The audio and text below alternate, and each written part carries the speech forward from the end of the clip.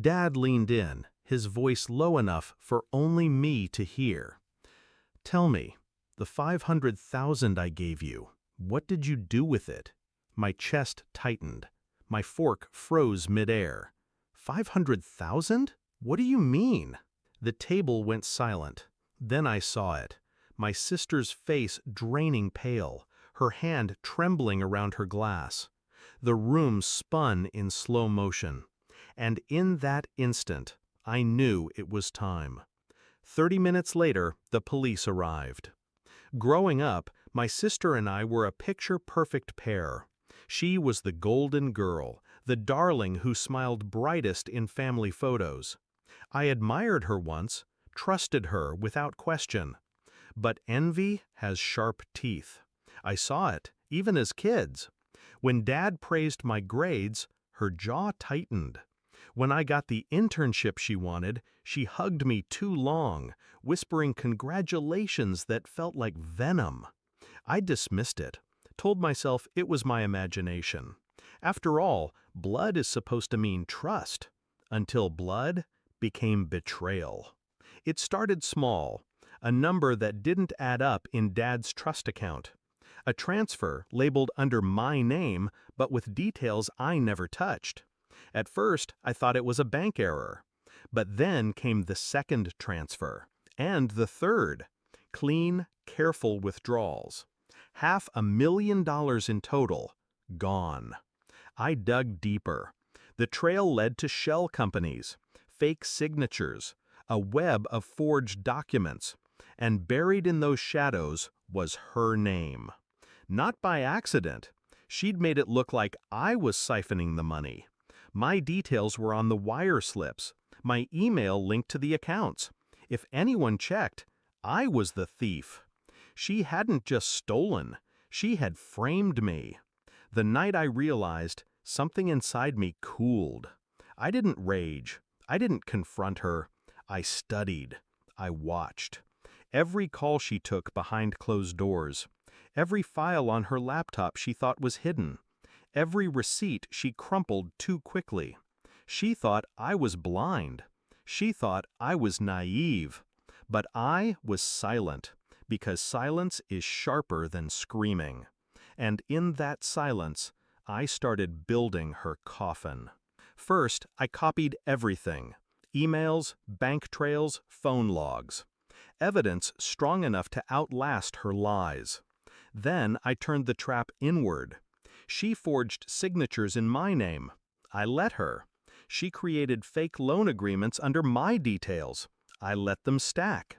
Every move she made, I let her believe she was winning, because the higher she climbed, the harder she'd fall. Finally, I gave Dad the smallest nudge. A casual remark about expenses not lining up. A shrug about money feeling tight. Just enough to stir suspicion, to send him searching. And I knew where suspicion would land first. On me. That was the brilliance of it. She built the crime under my shadow. But when Dad asked the question at the dinner table, the whole room became my stage. 500,000? I said, keeping my voice calm, steady. I never saw a cent. The silence stretched, unbearable. I looked around the table, uncles, cousins, Dad. Their eyes narrowed, searching me for cracks. But I didn't break. I let their gazes shift. And that's when I saw it. Her, my sister, pale, fidgeting, the mask slipping. Her lips parted like she wanted to speak, but the words died. I didn't accuse. I didn't point. I simply held her in my stare until Dad turned too. Suspicion shifted, slow but certain, from me to her. She scrambled, mumbling about errors, banks, misunderstandings. Her voice cracked under its own weight. And that's when Dad left the table, phone in hand. The sirens came quick. Blue and red lights washed the curtains in harsh color. 2 officers stepped in, papers ready. They didn't say my name, they said hers. I watched her face collapse as they read the charges. Fraud, embezzlement, forgery. She shook her head, tears spilling. "It's not me, it's him, it's a mistake, please." But mistakes don't come with timestamps, signatures, and wire transfers in her handwriting. They cuffed her in front of everyone. The golden girl, dragged out in disgrace. As they let her out, she looked at me. And for the first time, I let her see the truth in my eyes. Not anger, not triumph, just a cold, steady calm. She understood. I had known all along. I had waited, and I had won. Dad didn't ask me again.